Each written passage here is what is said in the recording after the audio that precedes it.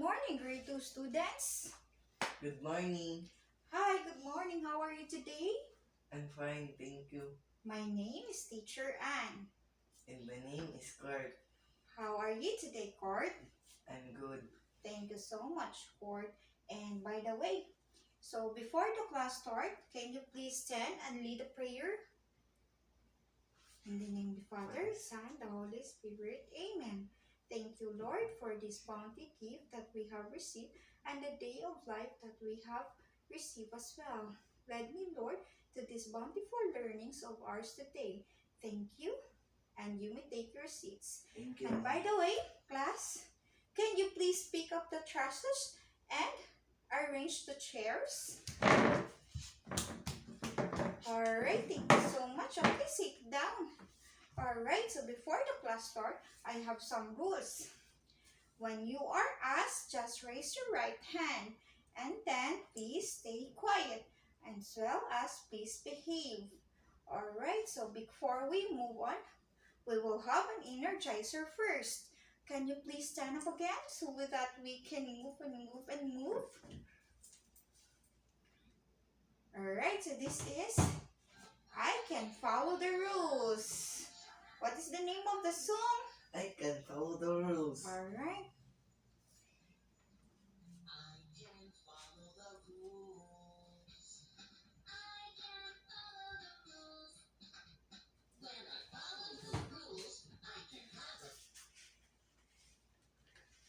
Alright, so let's start.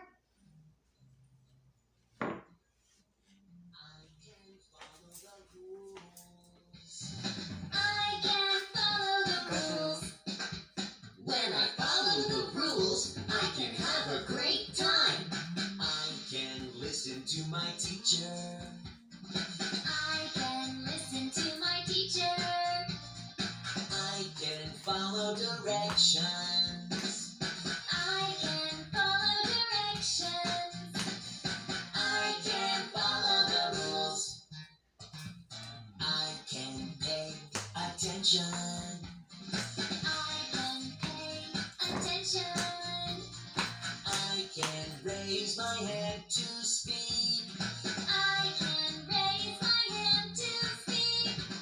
I can follow the rules. I can follow the rules.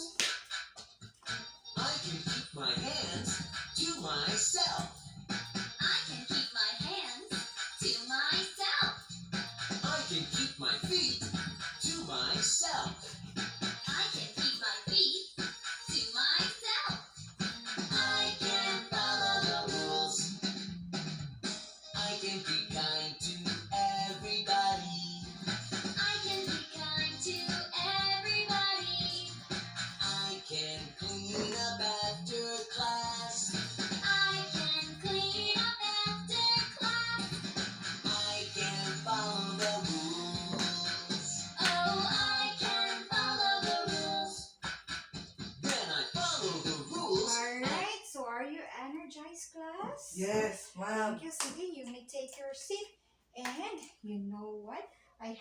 Let's do a recap from yesterday. So I have a picture here.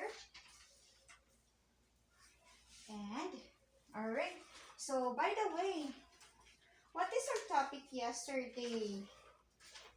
Do you happen to remember?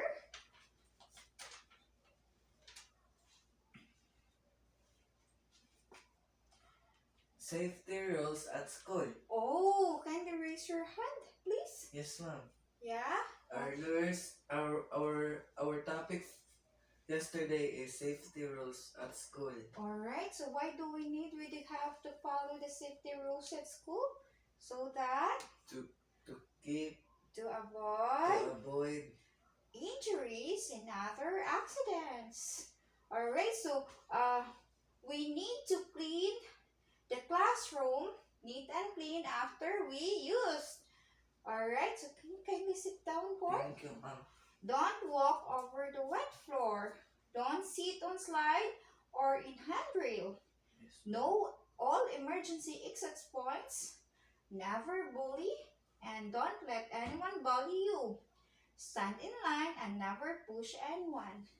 So that is our class. Why do we need to have a safety rules in our school? To So avoid- that so that we can avoid injuries and accidents. Accidents. Very good. So give a round of applause for. Thank you so much. Alright. So today I have a picture here and I will be showing you a topic.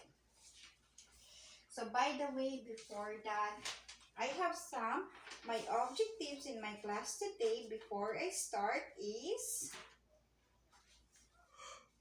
students must explain the safety rules during activities. They apply rules during activities. They will act responsibly during activities. So that is our aim for today. So you must listen anytime to me so that you will able to know what are the safety rule. yes, ma'am. Yeah. Alright. So thank you so much. And then we will have some pictures here. So I'll be showing some pictures here. Alright, so this is. Alright, so what have you seen on these pictures?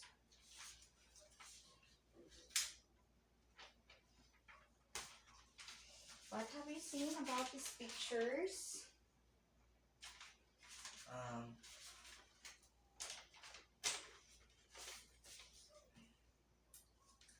Alright. So, we should tidy the room after we used. Never walk on a wet floor. Never slide on the handrails. No emergency exits. Be kind to each other. Play nicely together. Be polite to everyone. Alright, so have you tried to play a game? Yeah. Oh, did you No. try? No, Have ma'am. you tried to play a game? No, ma'am. In playing a game, have you tried? Yes, ma'am. Is there any rules before we play the game? I don't know, ma'am. Yes, we do have some rules. For example, do not. Got cheat? Yeah, one of those. Do not cheat. Other one. Play godly. Number 2. Enjoy. Enjoy. And some other rules that have given on that specific game. So before we play, are there any warnings or rules that given or bespoken for any Yes, coaches ma'am. or teachers? Yes, ma'am. Should we follow it? Yes, ma'am. Why? Because because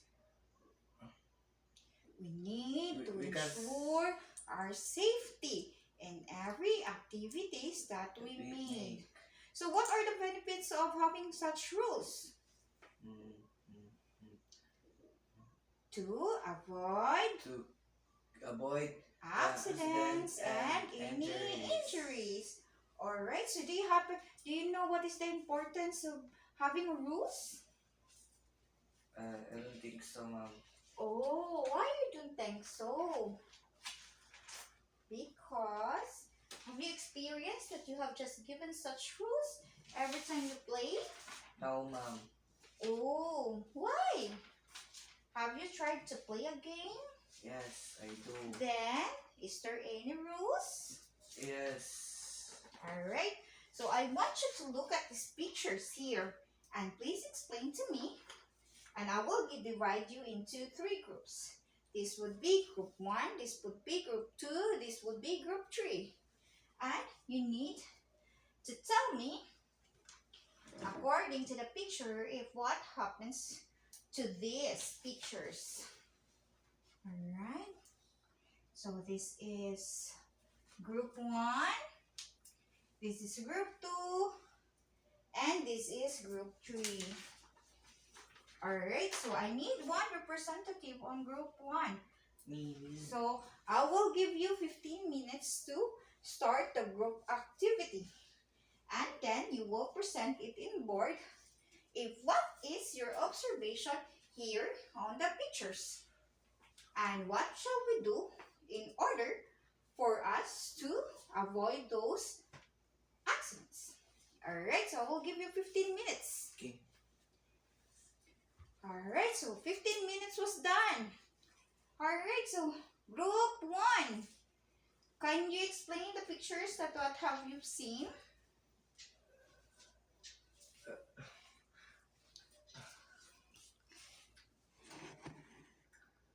The childrens are pushing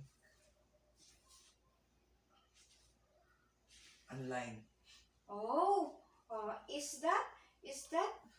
it good that we need to push each other online? No, ma'am, Why? because it It will cause what? will cause an injuries or accident. Oh, then what should we do in order for us to keep away from any injuries and accidents? Behave. Behave, and is there anything else? And listen. Listen. So I need a volunteer for group 2. Alright, children, can you please stop? What is your observation here? What happens to the male here? She slipped on the chair because yes. she played with the chair. He play with the chair. Oh yeah, he played. So what shall we do in order for us to avoid such accidents? Avoid playing in chair. Oh, Avoid play in chair. chair. We must if be. you're behave. using it. Yeah, we must behave accordingly. So I need the number 3, group 3, any representative. Alright, John, can you please tell me what happens to the picture? The kid is Sure, he was slide, right? yes, ma'am. What happened to the kid? The kid slide on the Then, floor because What is on the floor? Is it dry? mess. Wet? Oh, it's wet. Oh. Paint. It's paint. So what should we do in order for us to not to slip on the wet floor? Clean the room. Clean the things after use. Oh, yeah, very good. So can we sit down, please? So in every activity that we must do, we need to ensure the Cleanliness. cleanliness, as well as the. Behave. Alright, so we should follow the rules. We should not, somewhat like, we should fall in line accordingly. We should not play with the chairs. Yes.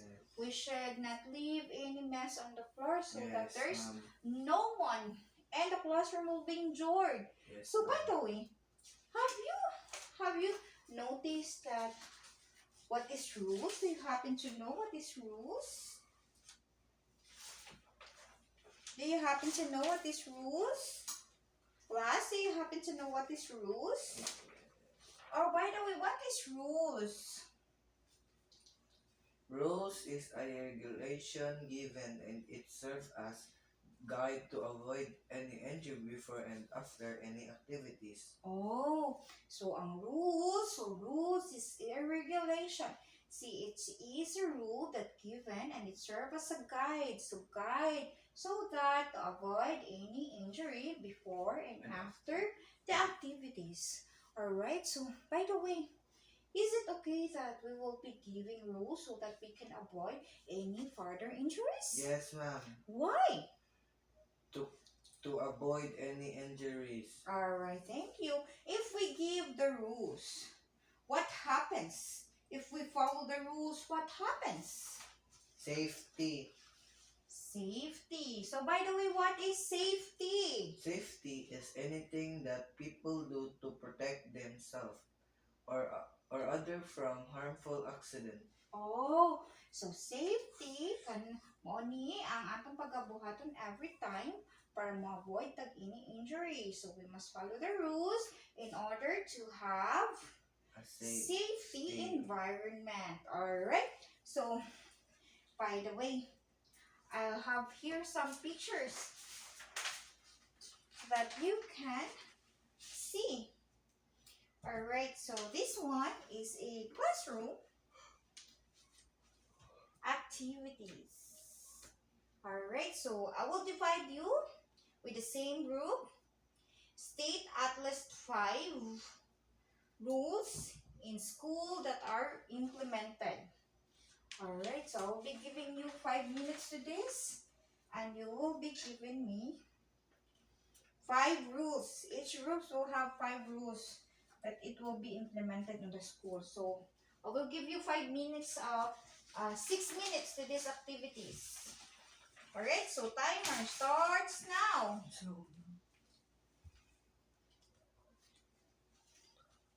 Alright, so what have you observed in the classroom? So is there any rules that we should follow in the classroom? So that would be group A.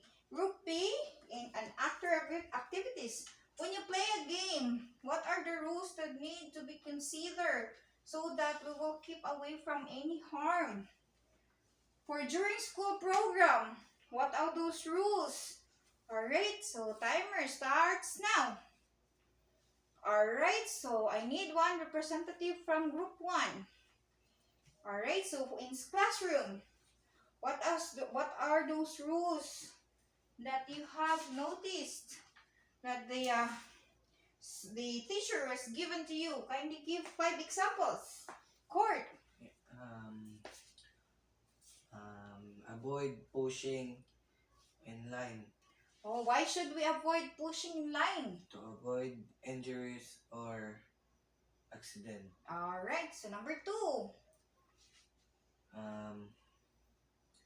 Clean the things after use, Why should we need to clean after use? that no one can be injured. Alright, so number 3.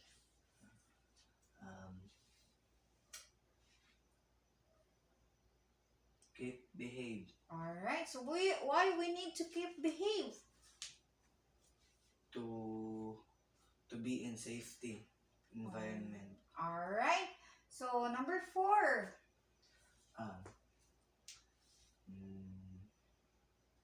Listen, listen and learn.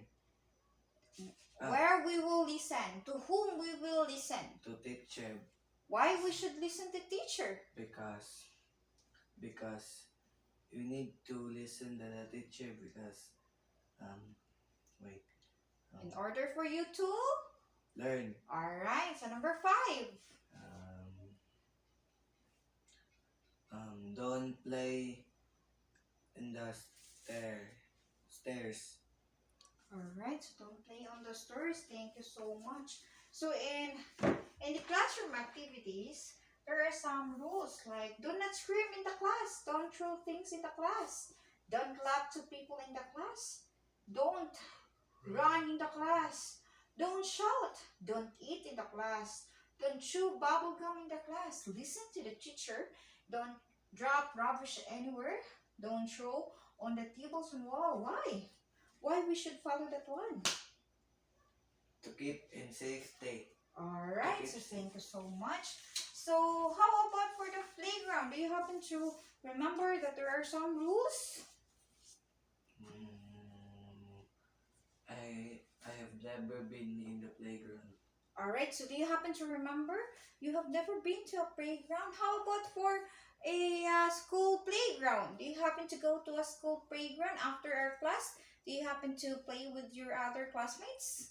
Yes, ma'am. Alright, so there are some rules. So kindly state to at least 5. Play safe. Play safe and play honestly. Yeah. And no pushing Yeah. and don't play too much. Yeah. 5. Last but not the least. Be careful when you're playing. Alright, thank you so much, children. So there are some golden rules that we must have on the playground. Be gentle and play with others. Be kind and helpful. So Seljan says, be honest and not cover up the truth. Listen to people and do not interrupt them. Care for your playground and environment. Respect others' feelings and do not harm them. Play nicely and don't spoil other games. So that are the rules. So in the program, do you happen to remember? During the school program, do you Yes. happen to remember? Yes, ma'am. What are the rules? Listen to who is talking in the stage, on the Then, stage. And silent. then, Sit properly and yeah. behave properly. Alright, thank you so much. Thank you so much. So, thank you, clap, clap, clap, clap. Alright, thank you so much. So, I will be giving 10 points to each group. And afterwards, you're gonna have an incentives from me. I will give you each one a prize. Thank you. Alright. So, in our discussion for today, do teachers give you a rules? Yes, ma'am. Why? Do it. Because rules is one of the most important thing to do or to Follow. follow. Yeah, why it is important? Because rules, because you can be learned and you can be in safety if you follow the rules. Alright. So yeah, very good, Cord. Alright, so rules and given every time during activities or even after activities to ensure safety. So we need to ensure safety of our students so that they are well as well in good hands. And then if you follow the rules, you will have a safety as well as you will be not injured, right? Yes, So ma'am. it is important to follow the rules because so that to avoid any injuries, and right? accidents. So rules are given, those are regulations that are given and need to be followed. And safety is anything that That, people do to to do and protect themselves themselves or or other any harmful accidents. accidents. So if we follow the rules, we ensure ensured safety safety. needs. Alright, so thank you so much. Alright, so I'll be giving you a worksheet and just answer it on the paper that I will be giving you. So here, there are some instructions. Number 1, in your assessment notebook, put smile if the statement is correct and sad if the statement is wrong.